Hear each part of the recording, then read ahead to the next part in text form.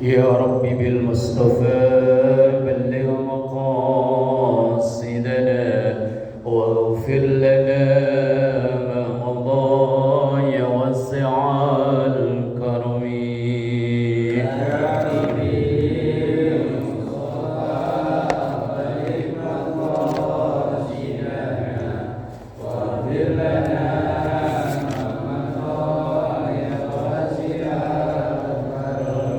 دعا إلى الله فالمستمسكون به مستمسكون بحبل غير منفصم.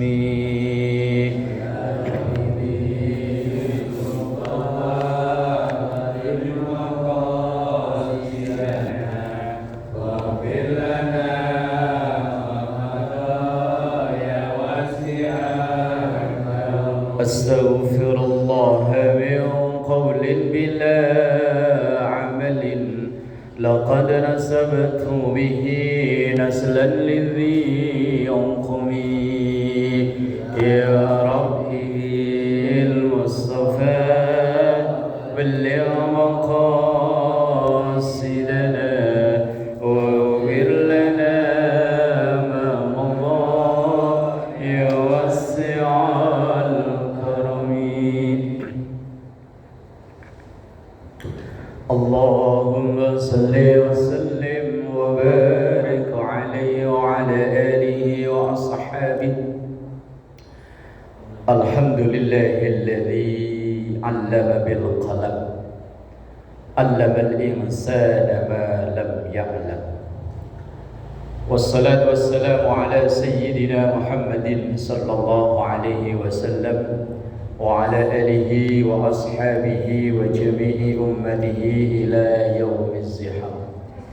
سبحانك لا علم لنا إلا ما علمتنا إنك أنت العليم الحكيم.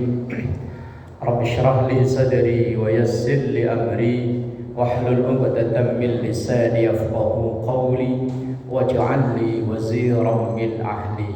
أما بعد. Hadratal ulama wal karama wa hadratal jamaah, wabil khusus guru kita Pak Kiai Ade Abdul Nasir dan segenap jamaah Masjid Jami' Nurul Mubin. Semoga kita semua selalu diberkahi, diridhoi dan dikaruniai sehat afiat, panjang umur dalam taat ibadah kepada Allah Subhanahu wa taala. Alhamdulillah, mengawali ta'lim malam ini kita mendoakan kedua orang tua kita, guru-guru kita, para pendahulu kita, semua orang yang berjasa berbuat baik pada kita, terkhusus yang mewakafkan, memperjuangkan masjid dan majelis taklim Nurul Mubin ini. Kita doakan anak cucu keturunan kita dijadikan salih salihah, keluarga sakinah mawaddah warahmah, rezeki halal barakah. Kita doakan apabila ada yang sakit, mungkin keluarga kita, jamaah kita, atau tetangga kanan kiri kita yang hari ini sakit, kita doakan semoga penyakitnya disembuhkan oleh Allah Subhanahu wa taala. Al-hadiniyah wa ila hadratin nabiyil mustafa Muhammadin sallallahu alaihi wasallam. Syairillah lahum al-Fatihah. A'udzu billahi minasy syaithanir rajim. Bismillahirrahmanirrahim. Alhamdulillahi rabbil alamin arrahmanir rahim maliki yaumiddin iyyaka na'budu wa iyyaka nasta'in ihdinas siratal mustaqim siratal ladzina an'amta 'alaihim ghairil maghdubi 'alaihim waladdallin amin. Bismillahirrahmanirrahim. Kita melanjutkan ngaji kita dari kitab Bulughul Maram. Kita memasuki hadis yang ke-24. An Amri bin Kharijah radhiyallahu anhu qala. Dari sahabat Amr bin Kharijah radhiyallahu anhu qala, semoga Allah meridhoinya, qala, ia berkata. Isi hadisnya, khatabana Rasulullah sallallahu alaihi wasallam bimina, memberikan khutbah kepada kami Rasulullah sallallahu alaihi wasallam.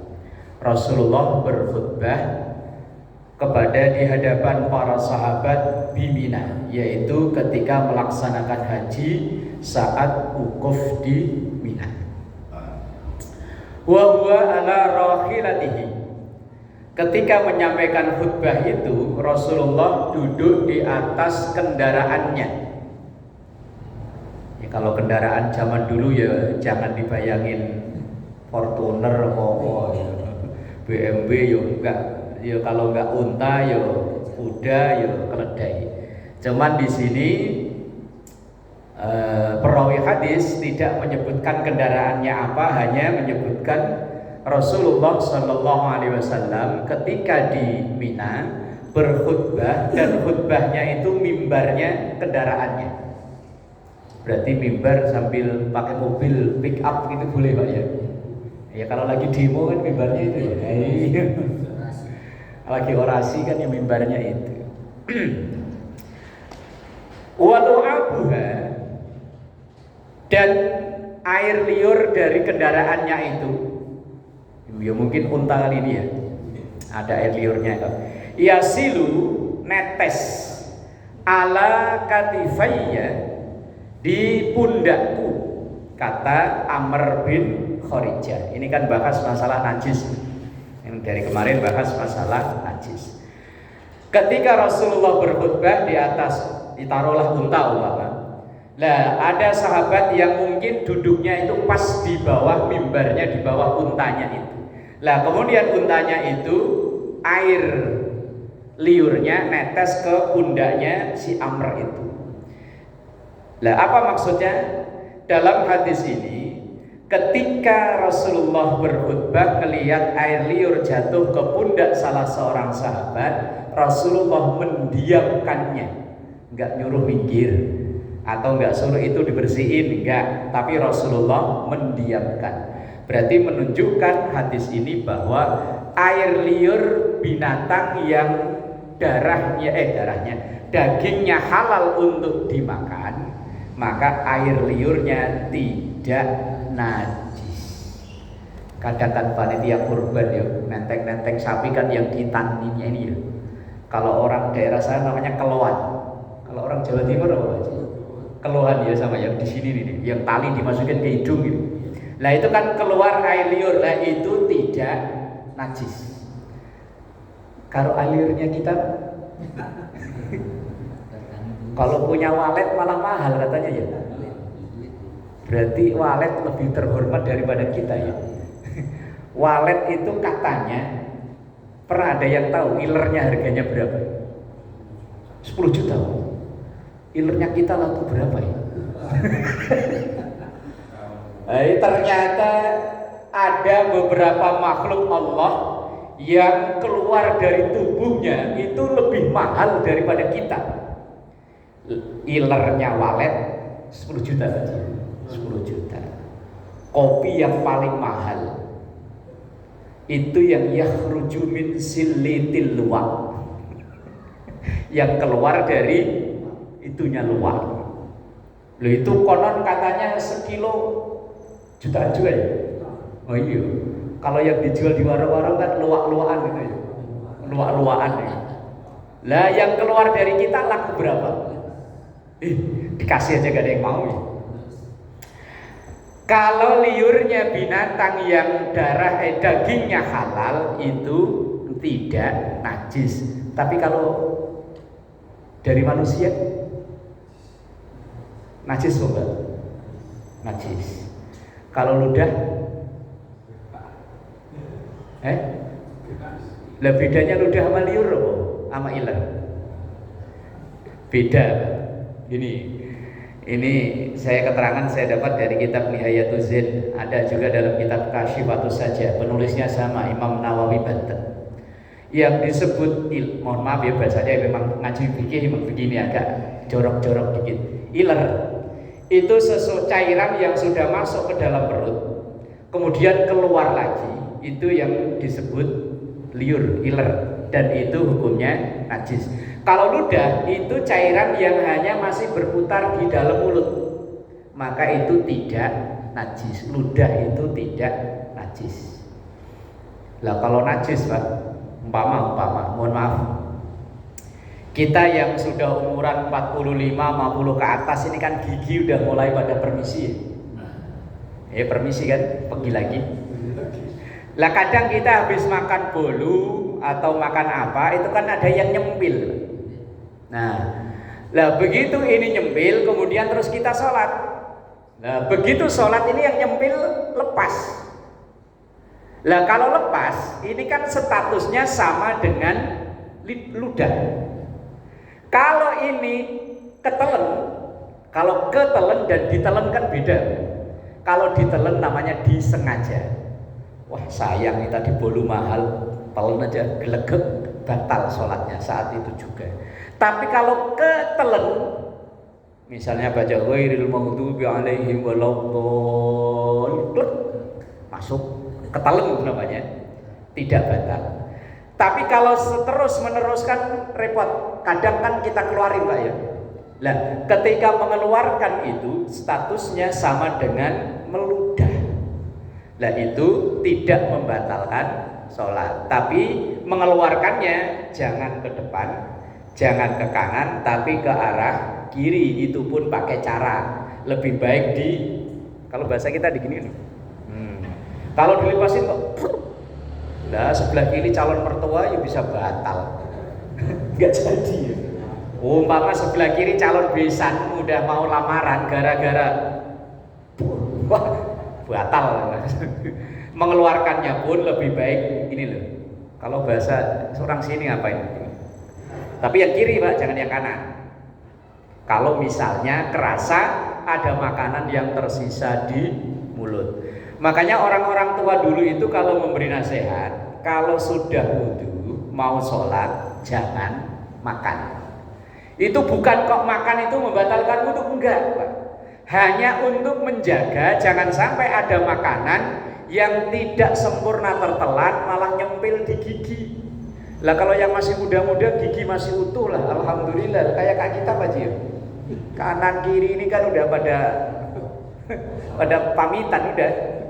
Nah itu yang dijaga. Lah kembali, kalau ludah itu tidak najis, tapi kalau iler liur karena itu udah keluar dari mulut, maka itu najis. Sama dengan muntahan. Kalau kita makan belum sempat ditelan, kok mungkin pas lagi makan ada orang cerita yang kadang kan ada orang kalau lagi makan ada cerita-cerita yang nggak enak langsung mual. Lah selama itu belum ketelan ke dalam lambung kita, masih berputar di sekitaran mulut, kok keluar lagi, maka itu tidak najis.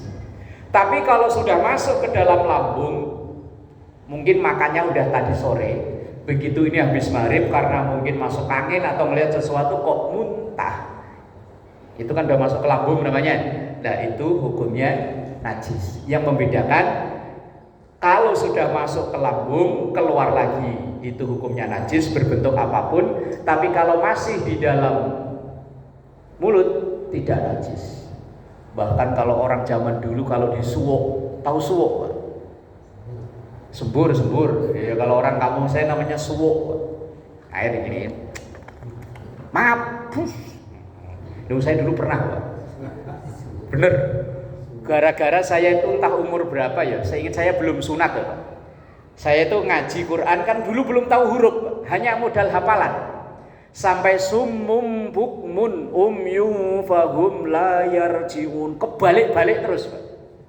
Yang ikhfa, yang idhar karena belum tahu karena modal hafalan. Terus pengen lancar enggak? Pengen kiai langsung. Maaf. Walah kalau anak sekarang langsung lapor bapaknya Pak. Guru ngajinya langsung dilaporin ke polsek. Nah kalau dulu malah alhamdulillah terima kasih.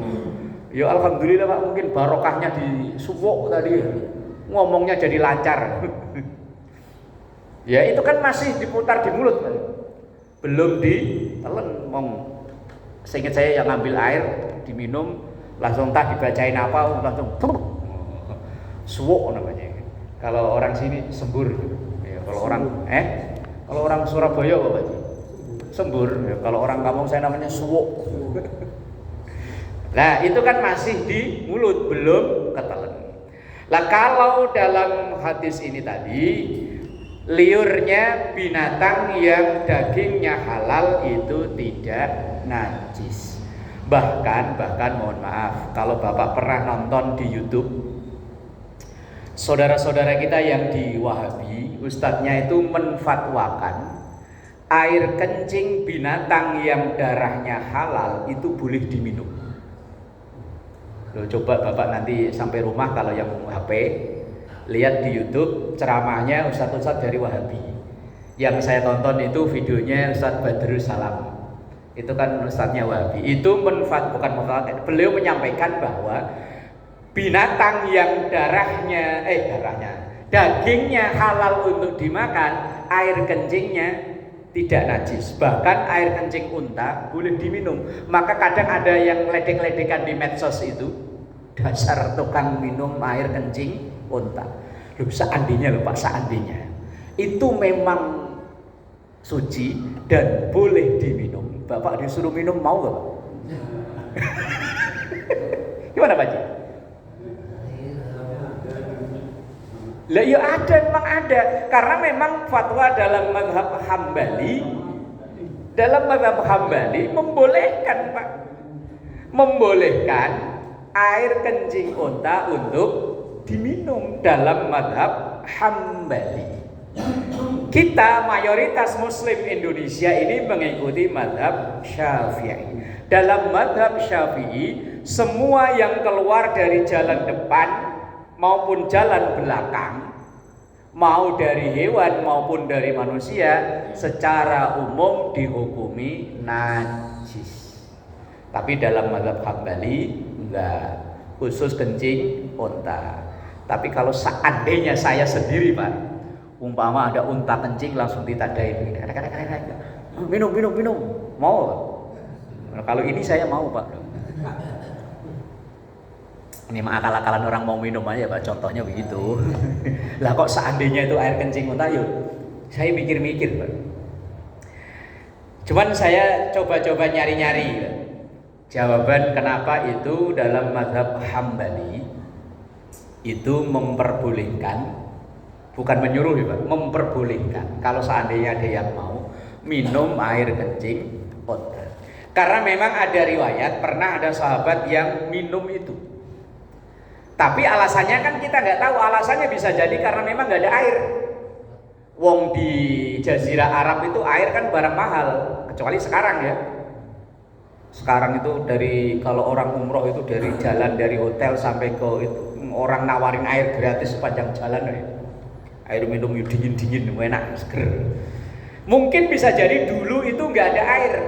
Daripada kehausan mati, silakan itu ada air walaupun air kencing untuk diminum. Yang kedua, mungkin untuk berobat karena memang nggak ada obat yang lain. Wong zaman saya kecil mungkin Pak Jingit kali ya. Kalau orang punya penyakit mata Pak, itu air kencing yang pertama suruh ngambil, suruh ngolesin. Pernah dengar Pak? Iya.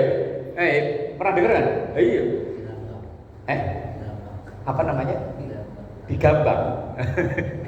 Tapi air kencing kan ya. Lewanya saya masih ingat Pak.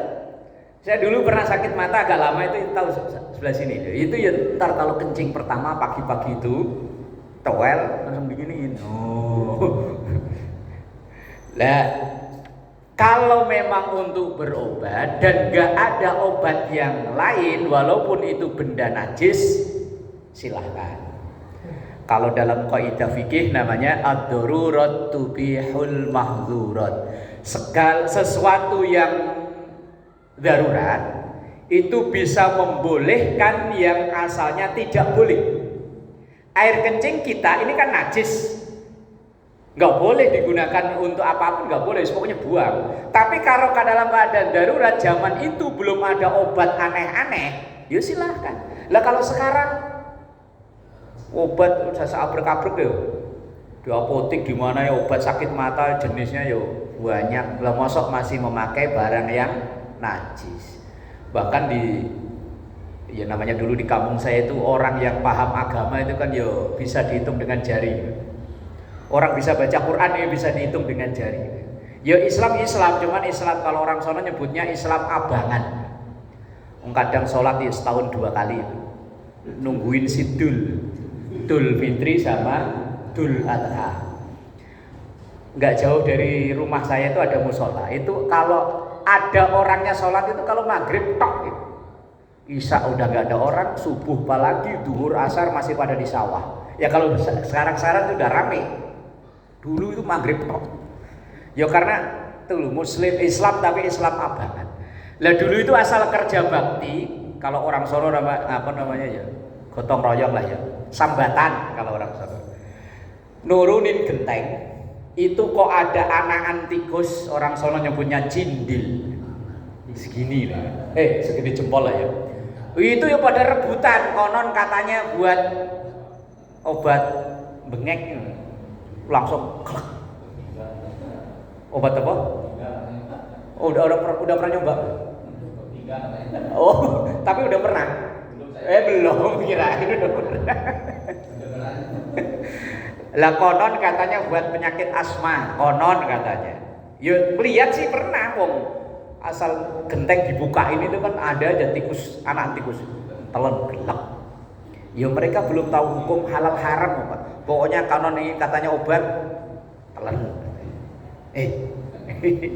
Lah kalau sekarang obat yang lain masih ada. Cindil kalau orang kampung saya nyebutnya cindil. Lah, ad-darurat tubihul mahdurat, sesuatu yang haram, sesuatu yang darurat itu membolehkan yang asalnya tidak boleh. Tapi kalau daruratnya hilang, kebolehannya ya ikut hilang. Umpama ada orang yang pecinta alam naik gunung, perbekalan habis semuanya. Mau jalan untuk turun badan udah lemes, udah gak kuat, udah nyender. Gak lama ada lewat nguk. Sebelah ada batu. Buh. Celengnya. Langsung dibakar, dimakan. Kalau sekedar untuk memulihkan tenaganya dia supaya bisa turun untuk mencari makan yang halal, boleh. Yang gak boleh itu kalau enak nih. Suwedep.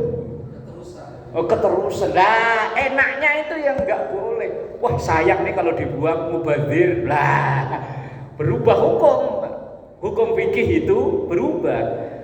Kalau dia darurat karena memang nggak ada yang lain, maka yang haram boleh. Tapi kalau daruratnya udah hilang, yang haram akan balik haram lagi sesuai dengan hukum asal.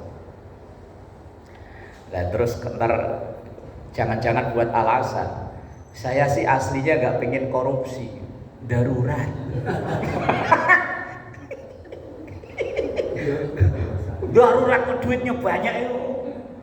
Wah, nggak bisa dibuat alasan. Orang darurat itu ukurannya mati hidup mati loh, Pak. Itu baru disebut darurat.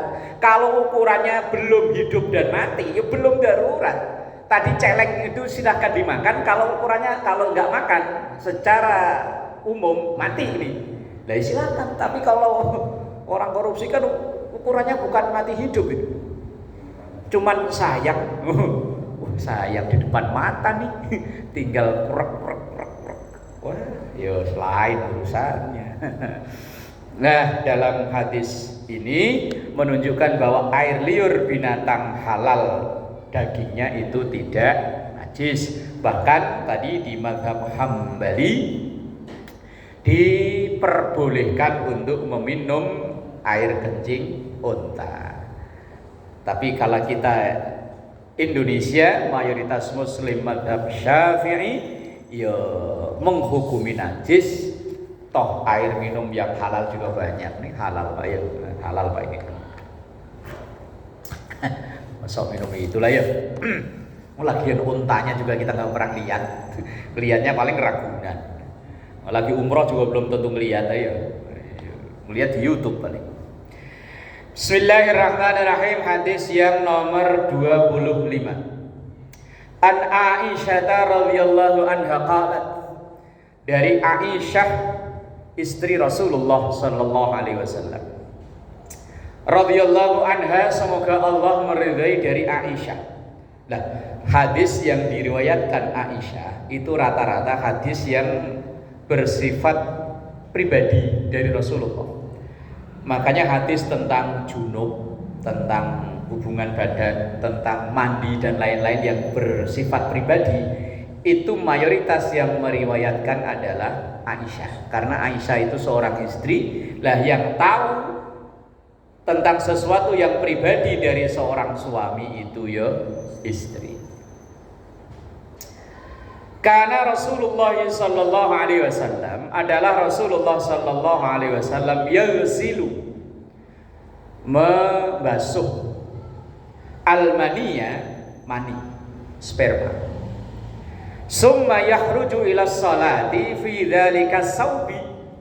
Kemudian beliau berangkat sholat dengan memakai baju yang terkena sperma itu tadi.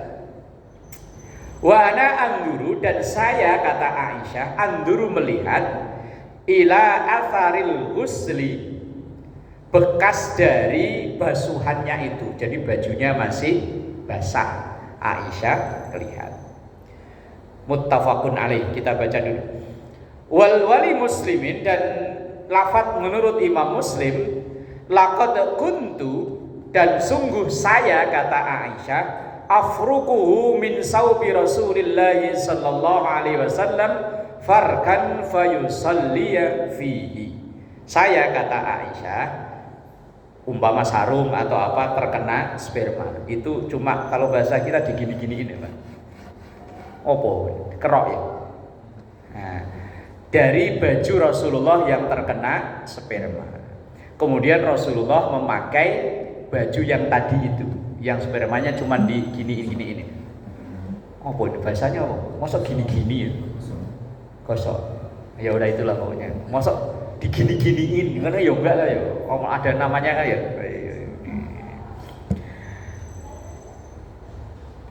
Wa fi lafzin, dan menurut lafaz yang lain, laqad kuntu ahukku, dan saya sungguh ngerok apa gosok apa lah. Pokoknya digini-giniin ya Pak. Umpama kadang ada bekas set nempel di apa kan kita gini-giniin aja nih. Nah, itu loh. Ngerok apa gosok ya. Ya bisa keadaan masih basah. Bilufri, dengan ujung kuku, min saubihi, dari pakaian Rasulullah sallallahu alaihi wasallam. Nah, ini hadis bahas masalah sperma. Ini masih bujangan ya? Nah, udah pura-pura nggak dengar aja udah. Ini yang udah pada nikah ini. Yang keluar dari kemaluan kita itu cairan itu hukumnya beda-beda, jenisnya juga beda-beda. Yang umum kita ketahui ya kencing. Kencing itu najis. Ya paham lah ya kalau kencing. Najis dan wajib dicuci dan batal wudunya. Kemudian yang kedua ada namanya mani, sperma. Ada ciri khusus Pak. Udah paham lah ya. Yang belum nikah harus menengai. Asal mantuk-mantuk aja udah. Sperma ini tidak najis. Lah kalau sperma najis, najis semua ini. Wong kita asalnya dari situ ya. Dari air hina, kata Romai Rama ya. Yakhruju min baini sulbi wat taraib. Setetes air hina. Yo hina wajan yo menjijikan ya. Tapi tidak najis. Menjijikan ya, tapi tidak najis. Lah kalau seandainya itu najis, ya kita semuanya najis wong kita asalnya dari situ. Lah mani ini atau sperma itu tidak najis, tetapi wajib mandi. Ada namanya madhi. Madhi itu cairan yang keluar tapi tidak kental kayak sperma, enggak. Hampir kayak air kencing. Itu keluar biasanya kalau tiba-tiba dorongan untuk syahwat itu naik. Dorongan untuk syahwat naik, kok tiba-tiba itu, mohon maaf bahasanya, umpama itu pistolnya Pak, ujung-ujungnya kok tiba-tiba basah. Itu namanya madhi. Nah, madhi itu keluar biasanya sebelum sperma keluar. Nah ini hukumnya najis, Pak. Seandainya terkena sarung, terkena ini ya wajib dicuci. Tapi kalau sperma enggak. Lah yang keempat namanya wadi. Wadi itu cairan yang keluar biasanya kalau terlalu capek, badan terlalu capek, atau mungkin ngangkat yang berat dipaksakan, tahu-tahu keluar cerut. Nah, itu namanya wadi. Wadi itu hukumnya sama kayak mandi, najis, wajib dicuci. Makanya orang kampung dulu, Pak, itu kalau mau sholat ke musola habis macul di sawah atau apa itu biasanya kolornya dilepas, ditaruh di kamar mandi berjejer zaman dulu ya, karena mungkin khawatir ada wadi yang keluar itu kalau macul di sawah kan berat, dan takutnya ada itu yang keluar dia nggak ngeh, takutnya dikirain keringet ternyata bukan. Nah, untuk antisipasi itu 4 cairan yang keluar dari kemaluan kita itu, kalau sperma tadi suci tapi wajibnya mandi.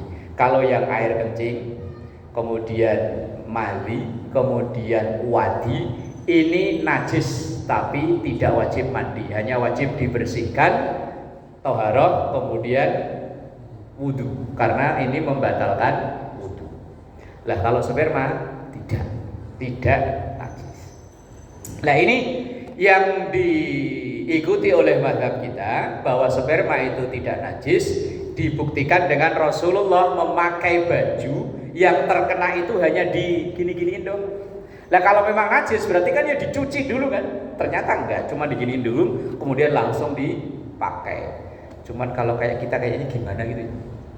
Ya kalau dulu kan Rasulullah itu bajunya hanya berapa potong doang, Pak. Lah kita kan sarung saya yakin lebih dari 10. Apalagi saya, Pak, tiap tahun kan Bapak yang ngasih. Nah iya kan, tiap tahun dikasih. Sementara saya ngajar di sini udah berapa tahun, udah lama ya. Oh, iya, itu kalau dikumpulin kan banyak dari sini doang, belum yang dari yang lain. Nah iya kan, apalagi yang dagang.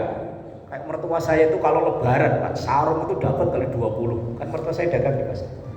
Dapat lebih dari 20. Orang sekarang, Pak, semiskin-miskinnya orang sekarang itu baju ganti sabrek-abrek. Lah mosok yang habis kena itu, lah ya mosok dipakai buat sholat. Lah kalau memang punyanya cuma itu, tapi kayaknya orang sekarang nggak mungkin ya. Semiskin-miskinnya orang sekarang itu ganti baju ganti sabrek-abrek. Minimal apalagi perempuan ya. Musim maulid ya, kalau dia hadir 5 kali ke majelis taklim ya seragamnya beli 5 wajib. Iya, suaminya yang pusing bayarin seragam dulu. 1/3. Loh, saya itu di kamar, Pak. Itu kan punya lemari pintu 4. Itu dulu perjanjiannya saya yang cuma 1, yang 3 udah dia. Oh, sekarang digusur.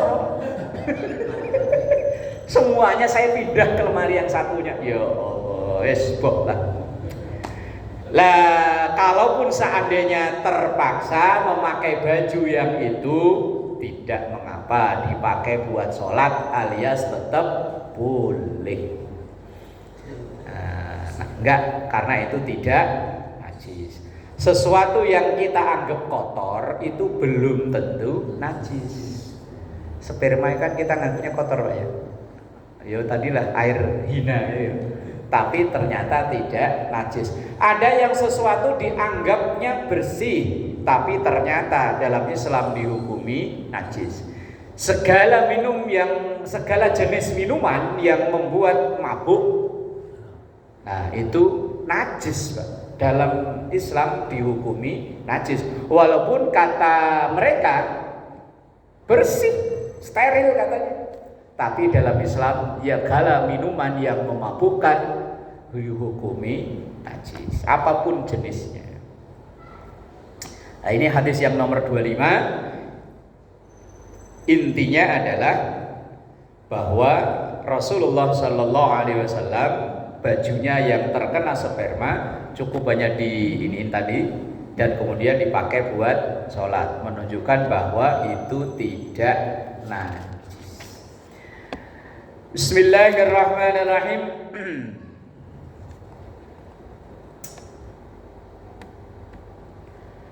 Hadis yang nomor 26. An Abi Samhi radhiyallahu anhu qala Rasulullah sallallahu alaihi wasallam, bersabdalah Rasulullah sallallahu alaihi wasallam, yughsalu, dicuci, min baulil jariyati, dari air kencingnya anak perempuan, wa yurashu, dan cukup di gini-giniin ya.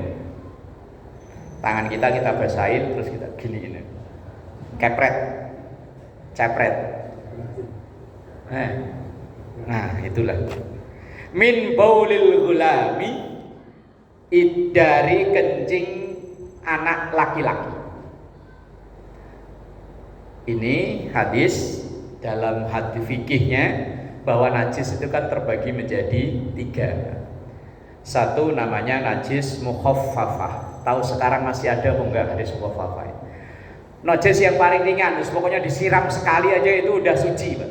Atau seandainya cukup tadi itu di kepret itu pun udah suci. Itu najis mukhaffafah, yaitu air kencingnya anak laki-laki yang belum berumur 2 tahun, yang belum makan apa-apa. Lah ini masanya anak sekarang baru lahir udah dikasih masuk nasi ya enggak lah ya Bu. Kalau bubur ya, kalau nasi kayaknya enggak, apalagi pete gitu ya enggak lah. Lah ini adalah air kencing anak laki-laki yang belum umur 2 tahun, yang belum makan apa-apa, belum mengkonsumsi apa-apa selain ASI. Lah anak sekarang itu belum 2 tahun yo, bubur yang apa itu, Sun apa namanya yo, Nestle, Sun, kemudian yo pisang yo. Kadang kalau maknya ini yo malah bubur ayam yo. Wis macam-macam lah. Lah kalau sudah makan selain ASI, maka udah tidak mukhaffafah lagi hukum najis air kencingnya. Makanya sekarang kayaknya najis mukhaffafah itu udah nggak ada kayaknya.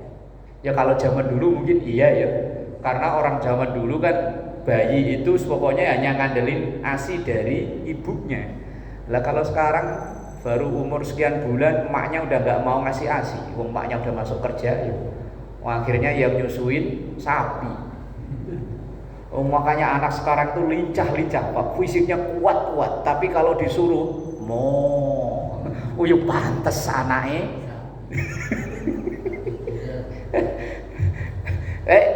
Lah susu itu kan terbuat konon katanya dari sapi kan ya. Makanya anak sapi itu pedet ya.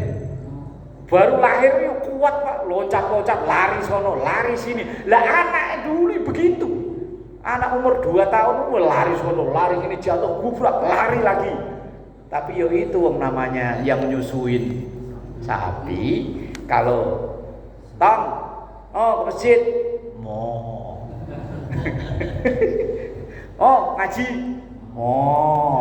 halo anak.